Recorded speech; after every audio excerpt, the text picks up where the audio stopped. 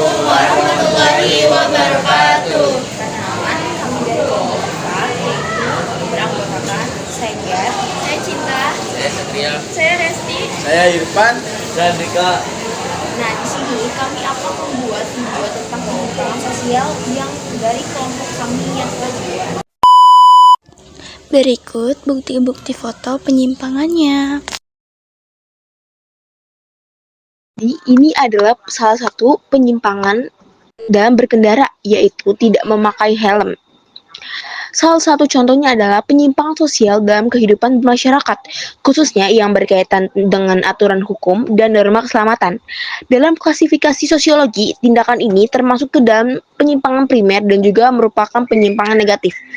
Penyimpangan primer berarti tindakan yang dilakukan hanya sesekali atau tidak bersifat terus-menerus.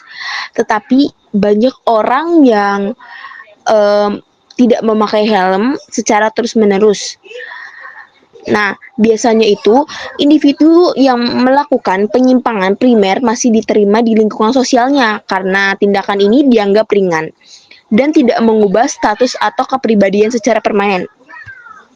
Seseorang yang sesekali atau beberapa kali tidak memakai helm biasanya salah satu faktornya yaitu karena jarak tempuh yang lebih dekat, tetap dianggap seperti warga masyarakat biasa, atau bahkan sebagai pelanggar hukum berat atau kriminal. Namun demikian, perbuatan tetap dikategorikan sebagai bentuk pelanggaran. Karena di sisi lain, dari arah dampaknya, tidak memakai helm ini bisa menyebabkan penyimpangan negatif loh teman-teman. Karena apa? Ayo, pertama, yaitu membahayakan keselamatan diri sendiri dan pengguna lain. Kedua, memberikan contoh buruk kepada masyarakat, terutama kepada generasi muda. Ketiga, dapat memperbesar risiko kecelakaan fatal jika terjadi insiden di jalan raya. Nah, secara hukum juga, helm itu berfungsi sebagai apa sih teman-teman? Nah, jadi aku ingin menjelaskan. Jadi helm itu berfungsi sebagai alat pelindung, tetapi juga sebagai simbol kepatuhan terhadap aturan. Pemerintah dan polisi pun memberlakukan aturan wajib helm untuk mengurangi angka kematian dan luka berat akibat kecelakaan. Dengan demikian, saat seseorang memilih untuk tidak memakai helm, ia tidak hanya mengabaikan keselamatan diri sendiri, tetapi juga menunjukkan ketidakpatuhan terhadap norma yang telah disepakati bersama.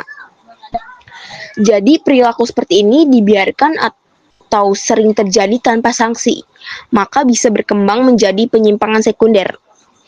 Misalnya, seseorang yang berulang-ulang tidak memakai helm bahkan merasa bangga dan mengajak orang lain melakukan hal yang sama sehingga perilaku ini menjadi bagian dari kepribadiannya. Pengendalian terhadap perilaku tidak menggunakan helm saat berkendara dapat dilakukan melalui berbagai upaya. Salah satunya adalah penegakan hukum, di mana pihak kepolisian secara rutin mengadakan razia dan memberikan sanksi tegas kepada pengendara yang melanggar. Langkah ini bertujuan untuk meningkatkan kesadaran dan kedisiplinan pengguna jalan. Selain itu, edukasi dan sosialisasi tentang pentingnya keselamatan berkendara juga sangat diperlukan.